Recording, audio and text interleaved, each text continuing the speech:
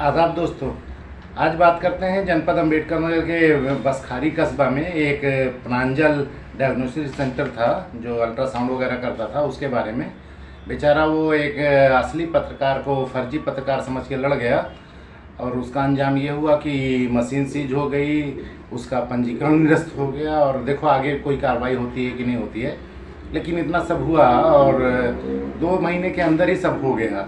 तो मामला ये है कि बसखारी में जो ये पैथोलॉजी है उसके खिलाफ शिकायत की थी किसी ने, तो उस शिकायत का फर्जी निस्तारण जैसे विभाग करता है वैसे हो जाता है। अस्पतालों में जच्चा बच्चा के दौरान, डिलीवरी के दौरान बच्चे मर गया या माँ मर गई, कुछ ऐसा होता था, तो कई पत्रकार गए सीएमओ साहब के पास कि सर जो ज़िले में फर्जी अस्पताल हैं उनके बारे में जानकारी लेनी है, तो आप जो पंजीकृत अस्पताल हैं या लैब हैं उनकी सूची दे देते तो हम लोग देख लेते।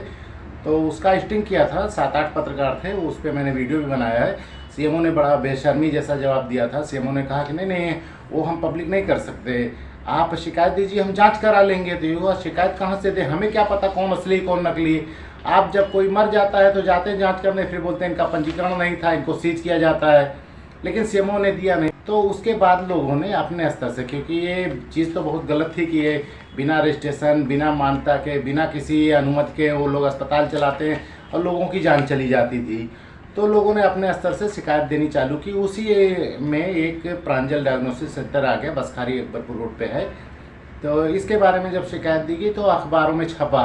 अच्छा, एक अखबार वाले ने अखबार में भी छापा और अपने पोर्टल पे भी चलाया और व्हाट्सएप ग्रुप में भी चलाया। डायग्नोस्टिक सेंटर के मालिक उस पर बड़ा गुस्सा हो गए और पता नहीं उन्हें किसी ने राय दी या वो खुद इतने सक्षम है, उन्होंने उस पत्रकार को लीगल नोटिस भेज दिया। लीगल नोटिस मैं लगा देता हूँ और पढ़ भी देता हूँ। साहिल सोनी संचालक का नाम है, प्रांजल डायग्नोस्टिक सेंटर अकबरपुर रोड पे। उन्होंने लिखा कि भिनगा टाइम न्यूज़ हरिलाल प्रजापति, संपादक अकबरपुर अम्बेडकर नगर उत्तर प्रदेश, जो नोटिस ग्रहता है, लिखते हैं कि महोदय, मैं नोटिस दाता आपको इस बात का नोटिस देता हूं कि आप द्वारा मेरे प्रांजल डायग्नोस्टिक सेंटर के खिलाफ विभिन्न प्रकार की गलत तरीके से भ्रामक अफवाहजनक खबर को छापा जाता है। कभी प्रांजल डायग्नोस्टिक सेंटर का रजिस्ट्रेशन नहीं है, तो कभी बिना डिग्री धारक डॉक्टर, ना एक्सरे का रजिस्ट्रेशन, ना ही टेक्नीशियन। प्रांजल डायग्नोस्टिक सेंटर के अनक्वालिफाइड, अनरजिस्टर्ड, अपर शिक्षित चिकित्सकों के रूप में doctor Devendra Dikshit MBBS DCH सेवा प्रदत्त न होने का समाचार अपने व्हाट्सएप, ट्विटर अकाउंट, समाचार पत्र में आप द्वारा संपादित किया जाता है, जो विधि विरुद्ध अनीतिपूर्ण कार्य है, जो लोगों की आंखों में धूल झोंकने का कार्य है। आप द्वारा सुर्खियां बटोरने का कार्य किया जा रहा है। आपका ये कृत्य त्रुटिपूर्ण है तथा आवेदक के विरुद्ध आपराधिक मामला भी बनता है। आपको इस नोटिस के माध्यम से इत्तला दी जाती है कि मेरे प्रांजल डायग्नोस्टिक सेंटर के विरुद्ध छापी गई गलत खबर की पुष्टि करके स्पष्टीकरण दिया जाए, अन्यथा आपके विरुद्ध सक्षम न्यायालय में चारागोई की जाएगी। इस नोटिस का कोई शब्द कटा फटा मशकूक नहीं है, इसकी एक प्रति मेरे पास सुरक्षित है। वाह, इसने तो बड़ा अच्छा नोटिस मारा। मुझे खुशी हुई कि हमारे ज़िले के लोग नोटिस देना सीख गए हैं, अपने नाम से देते हैं। अब वकील लोग से नोटिस नहीं मरवाते, पहले वकील से मरवाते थे, लेकिन अब खुद देते हैं। अब हरिलाल प्रजापति जो पत्रकार है उसको इसका जवाब देना था, तो उसने भी बेचारे ने जवाब दिया, उसको लगा देता हूँ और पढ़ भी देता हूँ। देखिए, नोटिस के जवाब में लिखते हैं कि आपको अवगत कराना है कि जब भी किसी को विधिक नोटिस दिया जाता है तो उसमें कम से कम नोटिस ग्रहीता का नाम, पदनाम तो सही लिखना होता है, अन्यथा नोटिस की वैधानिकता हास्यास्पद हो जाती है। नोटिस पत्र में लगाए गए प्रत्येक आरोप, जिसका उत्तर या जिस पर स्पष्टीकरण वांछित हो, उसका साक्ष्य संलग्न करना आवश्यक होता है। केवल अभिकथन के आधार पर उत्तर की अपेक्षा करना साधारण पत्र में तो ठीक है, परंतु विधिक नोटिस में मान्य नहीं होता है। आपने विधिक नोटिस नामी पत्र में ना तो पदनाम लिखा है, ना ही आरोप के कोई साक्ष्य संलग्न किए हैं। इसलिए आपके पत्र दिनांक 28 अक्टूबर 2024 का जवाब दिया जाना मेरी समझ से समय बर्बाद करना है।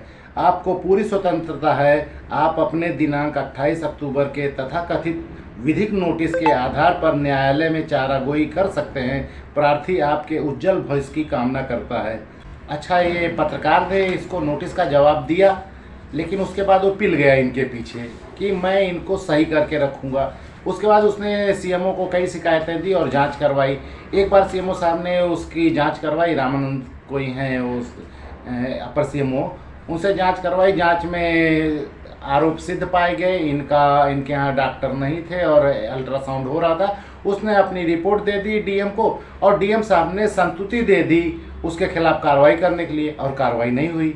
फिर से इसने शिकायत दी कि श्रीमान जी, जब डीएम साहब ने संतुति दे दी तो फिर कार्रवाई क्यों नहीं हुई। उसके बाद सीएमओ साहब ने लिखा कि डीएम साहब गलती कर गए, उसमें उनको संतुति नहीं देना था। पैथोलॉजी एक्ट 2007 के अंतर्गत किसी पैथोलॉजी के पंजीकरण का निरस्तीकरण जो होता है वो डीएम साहब की अध्यक्षता में एक बैठक होती है, उसमें फैसला लिया जाता है। तो डीएम साहब को उस बैठक में फैसला लेना था, ना कि उनको संतुति देनी थी। तो ठीक, कोई बात नहीं। फिर से शिकायत दी गई कि ऐसा ऐसा हुआ और डीएम साहब ने संतुति दे दी जब उनको कार्रवाई करनी थी। फिर से जांच गई, की शिकायतकर्ता को बुलाया गया तो उसने कहा कि जांच तो हो चुकी थी, अब जांच करनी है।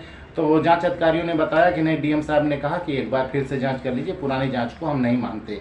अब की बार जब जांच में गए तो वहाँ पे अल्ट्रासाउंड के लिए एक आदमी पेट खोल के सोया हुआ मिला भाई, और उसके बाद पूछा गया डॉक्टर कौन है, तो कोई ना डॉक्टर, ना टेक्नीशियन, ना कोई लैबिस्ट, कुछ नहीं था। तो इन लोगों ने अच्छी रिपोर्ट बना के दे दी डीएम साहब को कि इस पर कार्रवाई की जानी है, अगर चाहें तो कार्रवाई की जा सकती, बाकी आपकी मर्जी। तो डीएम साहब ने उसकी बैठक की और बैठक अखबार में भी निकला था। उसकी पैथोलॉजी एक्ट के अंतर्गत जो बैठक होती है उसमें बैठक की, और बैठक में उन्होंने उसके पंजीकरण को निरस्त कर, जो मशीन है उसको सीज करने का आर्डर दे दिया। अभी मैं उस आर्डर को वो लगा देता हूँ और पढ़ भी देता हूँ, नीचे वाला भाग पढ़ दूंगा, पूरा पढ़ने की कोई ज़रूरत नहीं। लिखते हैं कि प्रकरण में कार्रवाई हेतु जिला अधिकारी समुचित प्राधिकारी PCPNDT एक्ट 1994 अम्बेडकर नगर के समक्ष मैं आख्या पत्रावली दिनांक 3 दिसंबर 2024 को प्रस्तुत की गई। जिला अधिकारी द्वारा पंजीकरण को निरस्त करने एवं मशीन को सील किए जाने हेतु अपर जिला अधिकारी एवं अधोहस्ताक्षरी को संयुक्त रूप से निर्देशित किया गया। उक्त आदेश के क्रम में दिनांक 27 दिसंबर 2024 को अपर मुख्य चिकित्सा अधिकारी संयुक्त टीम के साथ उक्त सेंटर का पुनः औचक निरीक्षण किया गया। निरीक्षण के दौरान पाया गया कि उक्त डायग्नोसिस सेंटर पर पंजीकृत चिकित्सक के बिना अल्ट्रासाउंड किया जा रहा है, जिसके पश्चात उक्त सेंटर एवं मशीन को सील करने व प्यारी बिटिया पोर्टल पर से निरस्त करने हेतु जिला अधिकारी महोदय को पत्रावली प्रेषित की गई। जिला अधिकारी महोदय के संतुति के पश्चात प्रांजल डायग्नोसिस सेंटर का प्यारी बिटिया पोर्टल पर निरस्त करते हुए अल्ट्रासाउंड मशीन को सील करने हेतु अधीक्षक सामुदायिक स्वास्थ्य केंद्र बसखारी को निर्देशित किया गया। मतलब इनका क्रियाक्रम हो गया। तो कहना ये था कि इनको नहीं लड़ना चाहिए था। असल में होता क्या है ना, कुछ लोग हैं, कुछ भड़ुआ दलाल टाइप पत्रकार हैं, तो उनसे ले दे के सेटिंग किए रहते हैं। तो उसके बाद वो लोग इतना आश्वासन दिए रहते हैं कि आप कुछ भी काला पीला कीजिए, हम लोग संभाल लेंगे। हालांकि संभाल नहीं पाते। हर पत्रकार पैसा लेने चाटने के चक्कर में नहीं रहता, कुछ लोग सच्चे भी रहते हैं।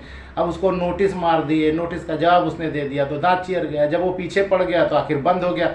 कहाँ तुम्हारे यहाँ कोई टेक्नीशियन और डॉक्टर था? 2-2 3-3 बार जांच हुई, कोई मिला ही नहीं, आखिर बंद हो गया, सीज हो गया ना। अब देखते हैं आगे क्या कार्रवाई होगी। अभी तो FIR करनी चाहिए उस पर कि पता नहीं कितने लोगों का इसने एक्सरा किया, किसको पथरी बता दी, किसको क्या किया, जब कोई टेक्नीशियन नहीं था और कोई उसका स्पेशलिस्ट नहीं था। तो ये सब आगे की जांच है। लेकिन मैं सिर्फ इतना कहना चाहूँगा कि पत्रकारों की पहचान कर लीजिए कि कौन पत्रकार है और कौन दलाल है। तो लड़ने से पहले पता कर लीजिए कि इससे लड़ना ठीक है या नहीं है। ऐसे लड़ जाएंगे तो तबाह हो जाएंगे। और भी 2-3 पत्रकारों के बारे में बताऊंगा जिससे लोग लड़ गए और आज बुरे हाल में हैं। तो आज के लिए इतना ही कि प्रांजल डायग्नोसिस सेंटर बसखारी बंद हो गया है और उनकी मशीन सीज हो गई है। आगे की कार्रवाई अभी नहीं हुई है, वो भी हो जाएगी।